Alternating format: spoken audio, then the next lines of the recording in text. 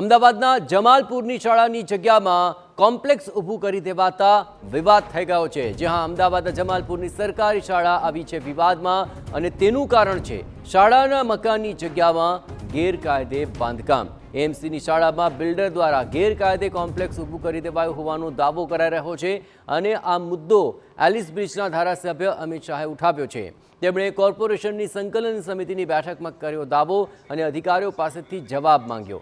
તેમણે મનપા કમિશનરની હાજરીમાં શાસનના અધિકારી પાસે શાળાની માહિતી માંગી ત્યારે અધિકારીઓએ શાળામાં તાળા માર્યા હોવાનો જવાબ આપ્યો છે અને તેને લઈને ધારાસભ્ય અમિત શાહે અધિકારીઓનો ઉધડો લીધો અને કહ્યું કે કદાચ અધિકારીની તેમાં સંડોવણી છે અથવા તો તેમને કોઈ જાણ નથી।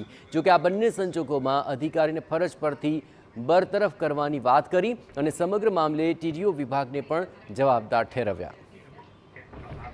એક ગંભીર મુદ્દો ઉઠાવ્યો। કોર્પોરેશનની જગ્યા ઉપર માથાભારે બિલ્ડર દ્વારા ગેરકાયદેસર રીતે બાંધકામ કરી દેવામાં આવ્યું છે।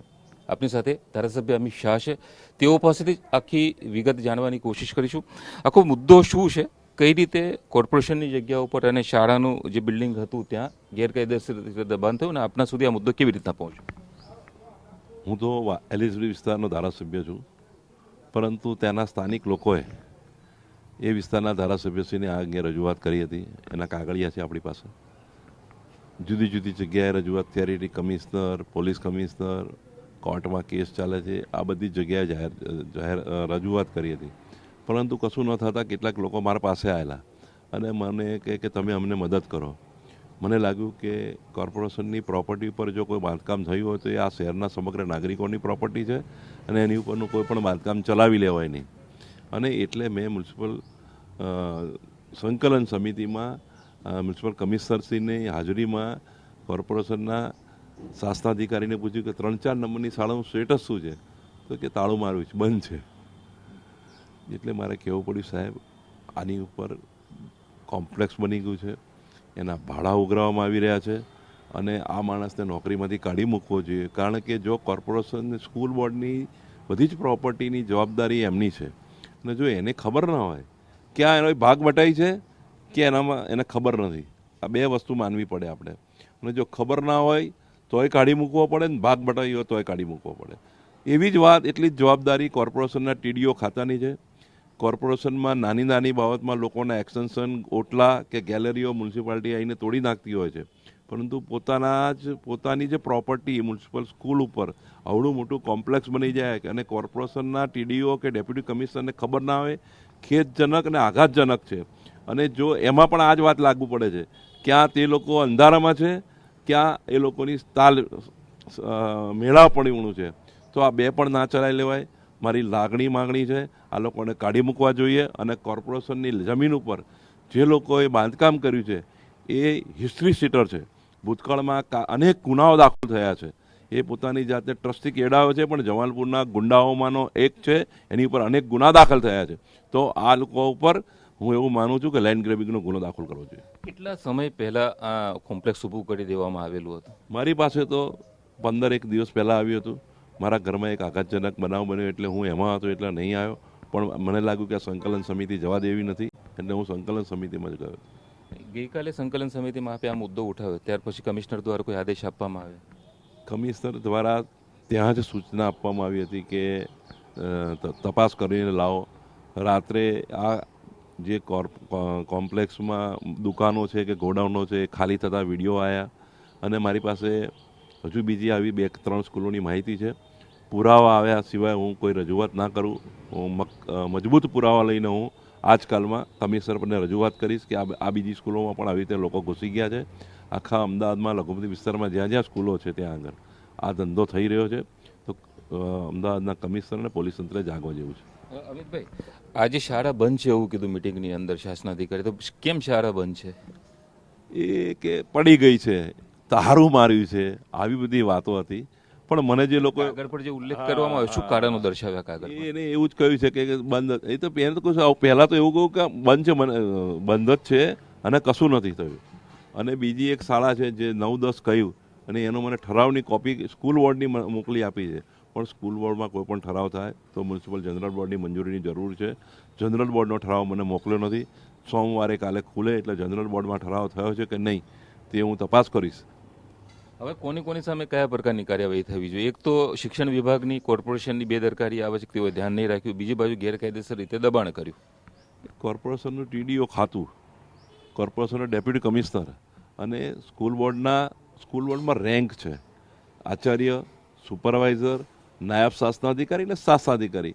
એનો અર્થ એ થયો કે આમાંથી કોઈને ખબર નથી અથવા ખબર છે તો આંખ આડા કાન કર્યા છે. તો આ બધા સામું પગલાં લેવા જોઈએ. ધન્યવાદ. આ હતા એલિસ બ્રિજના ધારાસભ્ય અમિત શાહ કે જેઓએ ગઈકાલે સંકલન સમિતિની બેઠકમાં જમાલપુરની એક શાળાનો મુદ્દો ઉઠાવ્યો છે, પરંતુ આ અત્યંત ગંભીર બાબત છે કે કોર્પોરેશનની માલિકીની જે જગ્યા હોય તેની ઉપર ગેરકાયદેસર રીતે ત્રાહિત વ્યક્તિ દ્વારા દબાણ કરી દેવામાં આવે, કોમ્પ્લેક્સ ઊભું કરી દેવામાં આવે. આ સમગ્ર મામલે હવે મ્યુનિસિપલ કમિશનર દ્વારા કયા પ્રકારના પગલાં લેવામાં આવશે? આ શાળા પૂરતા તો પગલાં લેવાની જરૂર છે જ, પરંતુ આ રીતે અન્ય કેટલી કોર્પોરેશન સંચાલિત શાળાઓ અથવા તો મિલકતોની આસપાસ કયા પ્રકારના દબાણ થયા છે તે અંગે પણ તપાસ થવી જરૂરી છે. કેમેરામેન તોસીફ મલિક સાથે યુનુસ ગાઝી, TV9 અમદાવાદ.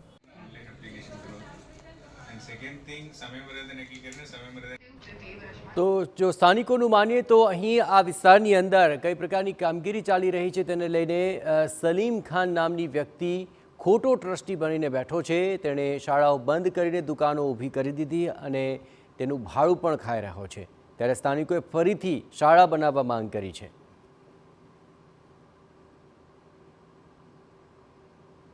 આ લોકોએ દુકાનો બનાવીને એનું ભાડું ખાય છે. ને અમે લોકો કીધું કે ભાઈ અહીંયા દુકાનો કેમ બનાવો કે તમે સ્કૂલ બનાવો, તો સ્કૂલ નહીં બનાવી. એ લોકોનું ગુંડા તત્વ છે, બરોબર છે. અહીંયા આગળ બી એક અમારી સ્કૂલ હતી જ્યાં લેડીઝો ભણતી હતી, પછી એ સ્કૂલ તોડી નાખી, પછી અહીંયા લેડીઝો અહીંયા આવી, પછી આ સ્કૂલ બી તોડી નાખીને અહીંયા દુકાનો બનાવીને 10,000 12,000 ભાડું ખાય છે, બરોબર છે. પછી અહીંયા અંદર અમારી લોકલ બસ્તી છે. એ બસ્તીમાં એવું છે સાહેબ કે અમે લોકો બધા ગરીબ માણસ છે. અમે લોકોને પ્રાઇવેટ સ્કૂલમાં અમારી જોડે ફીના પૈસા નહીં હોય, કારણ કે બધા ડેલી લાય ડેલી ખાવાવાળા છે. અમે એમાં એવું છે કે પેલા સલીમ ખાન ભાઈ છે એવું કીધું કે તમારા લોકોને મકાન તોડી નાખીશ, તમે લોકોને અહીંયા ચપ્પલ પહેરવાનો મોકો નહીં આપું.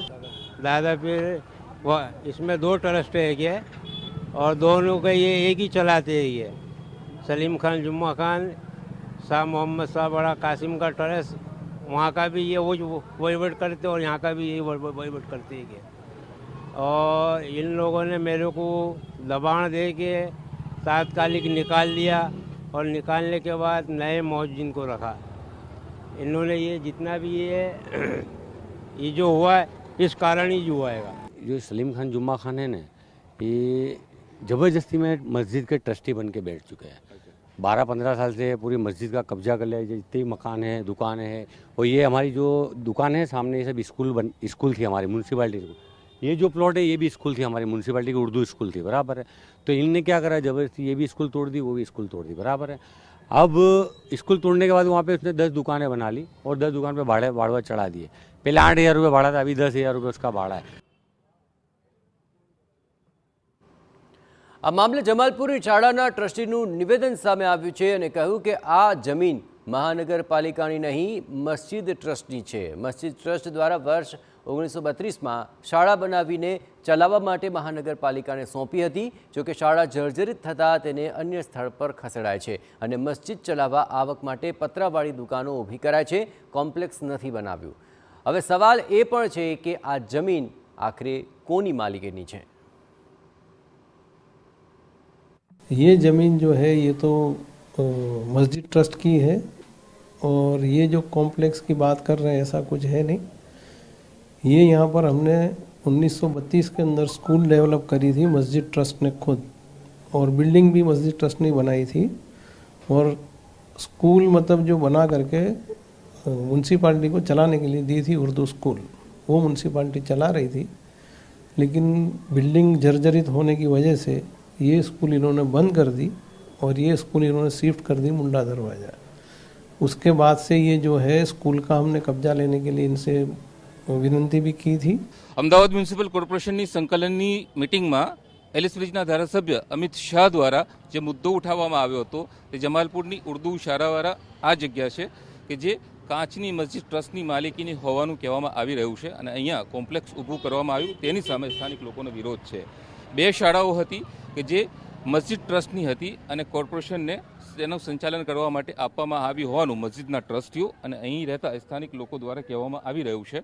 પરંતુ સંકલન સમિતિની બેઠકમાં એલિસ વિલેજના ધારાસભ્ય અમિત શાહ દ્વારા કહેવામાં આવ્યું હતું કે આ કોર્પોરેશનની જગ્યા છે.